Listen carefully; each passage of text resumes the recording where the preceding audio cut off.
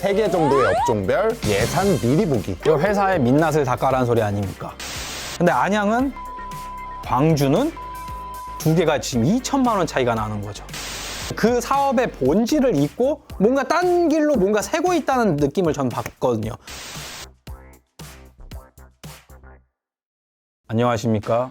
공간의 뒷이야기를 전하는 시간, 백스페이스 시간입니다. 오늘은 이렇게 텐션이 낮아져서 2025년 시작하자마자 뉴스에서 나오는 이야기는 경기 침체밖에 없고 2달간 자영업자가 20만이 폐업을 하고, 그래서 저희가 오늘 잡아온 주제가 뭐죠? 경기 침체인 현 시점에 가성비 창업 방법에 대해서 주제를 잡아왔습니다. 요새 이제 경기 침체가 심하다 보니까 의뢰 들어오는 게 수요는 줄지 않는데 다들 예산이 좀 타이트해지셨고, 첫 창업해 보시는 분들보다는 2호점이나 아니면 기존 매장 확장하시는 분들, 이런 이제 고객분들이 많아지셨더라고요. 바로 첫 번째 주제로 들어가 볼 건데요. 저희가 많은 업종을 다루진 못하지만 3개 정도의 업종별 예산 미리 보기. 이거 회사의 민낯을 닦아라는 소리 아닙니까? 같은 업종, 비슷한 평수의 견적을 비교해드리면서 이렇게 하면은 조금씩 줄일 수 있다, 이렇게 하면은 포인트를 좀 더 줄 수 있다, 이런 식으로 면밀히 얘기를 해드릴 예정입니다. 애견 업종부터 이야기 시작하겠습니다. 일단 애견 업종 저희가 뭐 다양한 평수대로 다양한 컨셉 사례들이 있다 보니까 예시 보여드리기가 제일 쉬웠을 것 같고요. 2가지 현장 기준으로 보여드릴게요. 25평 현장이랑 40평 현장. 공통사항으로는 애견 전용 바닥재가 들어갔습니다. 그래서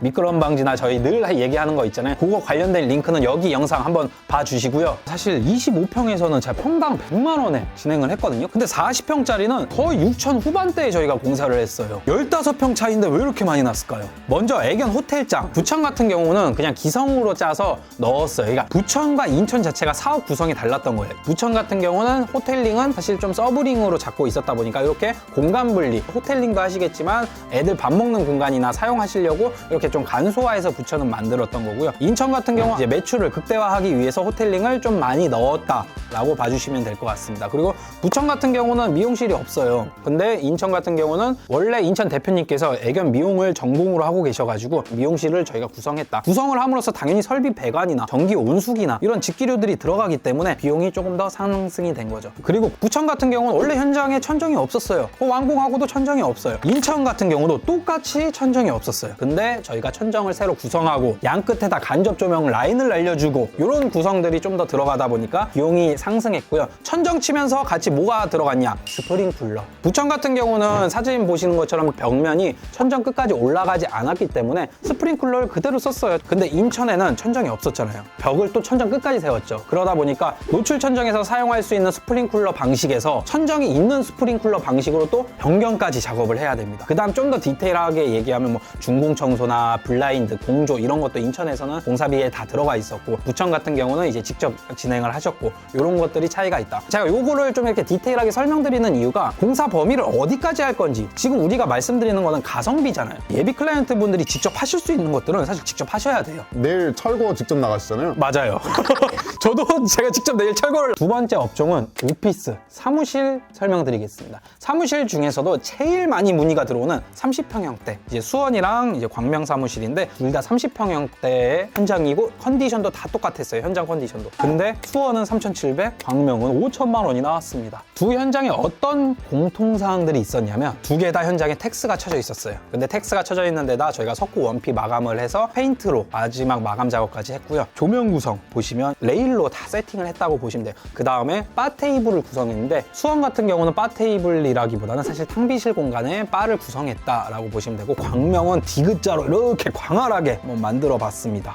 그럼 그게 1,300만 원 차이인 거예요? 포함은 돼 있지만 다른 추가적인 부분이 어떤 게 있는지 지금 설명해 드리겠습니다. 수원 같은 경우는 데코 타일을 깔았어요. 데코 타일 중에 이제 600각 조금 이제 가격대가 있는 걸 깔긴 했지만 그래도 데코 타일을 깔았고, 광명은 일반 600각 타일이 아니라 1200에 600 광폭 타일을 깔았어요. 그러다 보니까 이런 시공하는 비용, 그다음에 타일을 사오는 자재 비용도 좀 차이가 있었고요. 추가적으로 외부 파사드에도 광명 같은 경우는 이제 이태리 수입 자재 오이코스라는 이런 질감 있는 페인트를 사용했고, 수원 같은 경우는 저희가 파사드 작업은 하지 않았습니다. 차이가 별로 없다라고 생각하는데 이 바닥재 차이가 비용이 어마무시합니다. 30평 데코 타일을 깐다 그러면 한 120에서 150 뭐 이 정도 왔다 갔다 어디 브랜드 쓰냐에 따라서 조금씩 다르긴 할 텐데, 타일 같은 경우는 무조건 2배입니다. 근데 여기서 이제 중국산 타일이냐 이태리 타일이냐 이거에 따라 조금씩 다르긴 하지만 거의 무조건 2배는 보고 진행을 하셔야 됩니다. 세 번째로 말씀드릴 업종은 댄스 학원입니다. 경기 침체 때문에 힘들다고. 저희는 일이 많잖아요.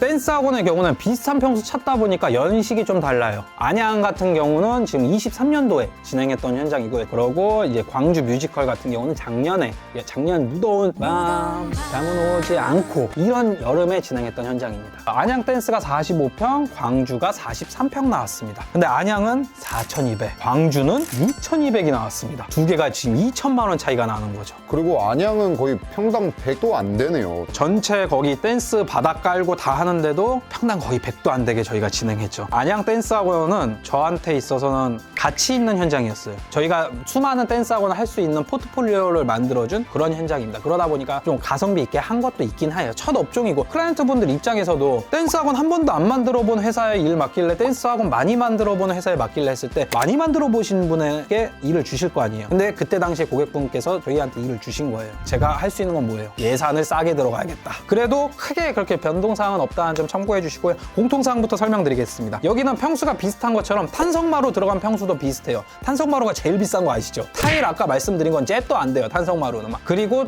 두 번째로 공통사항은 거울 사이즈. 거울 사이즈도 평수가 비슷해서 그런지 비슷하게 들어갔더라고요. 그래서 공통사항은 이 두 가지 정도가 있는데 차이점을 말씀드리도록 하겠습니다. 일단 차이점은 천정제. 천정이 있냐 없냐 요게 아니라 기존에 있던 천정을 그대로 썼냐 안 썼냐 그 차이입니다. 일단 안양 같은 경우는 기존에 텍스 천정이었어요. 텍스 그런 물결이나 이런 게 보기 싫잖아요. 그래서 거기다가 안 보이게 어두운 컬러로 저희가 페인트 칠을 했습니다. 그 물결을 다 죽인 거죠, 숨을. 그리고 광주 같은 경우는 천정을 기존에 있던 걸 철거를 했습니다. 여기서도 가격 차이가 조금 있었고요. 그 다음에 안양은 뭐 사진 보시는 것처럼 구조공사가 없어요. 다 기본적인 공사들이 들어갔어요. 거울을 만들 수 있는 면, 유리를 끼릴 수 있는 프레임 이런 것들을 했지 저희가 광주처럼 이렇게 티켓 부스를 만든다거나 붙박이 의자를 이렇게 라운드로 넣어준다거나 이런 게 따로 없었거든요. 그런 거에서 금액이 확. 그리고 마지막으로 설명드릴 차이는 바닥 타일입니다. 안양 같은 경우 데코트 타일 썼고 광주 같은 경우는 타일을 사용했는데 타일도 이제 인건비 많이 들어가는 타일을 좀 사용을 했죠.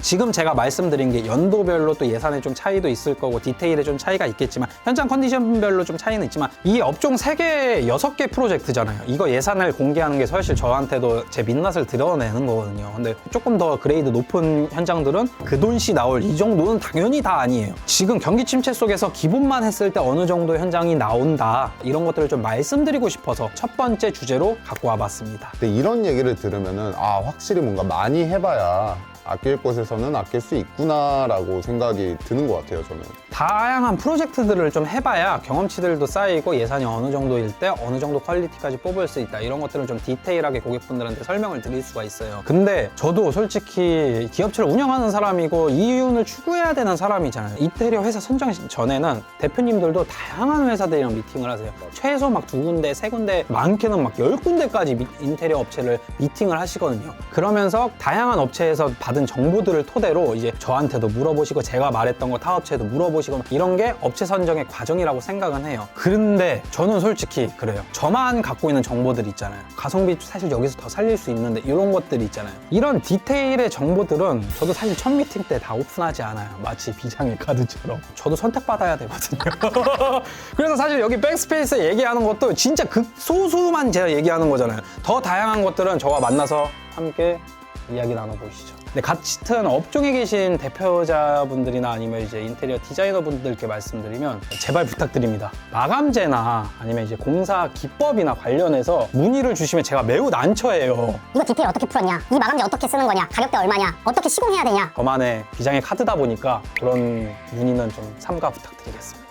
맛집 소스 알려달라는 거랑 비슷한 거죠, 사실. 다음 주제로 넘어가 보자면 이제 인테리어 단계가 지나면 안에를 채워야 되잖아요.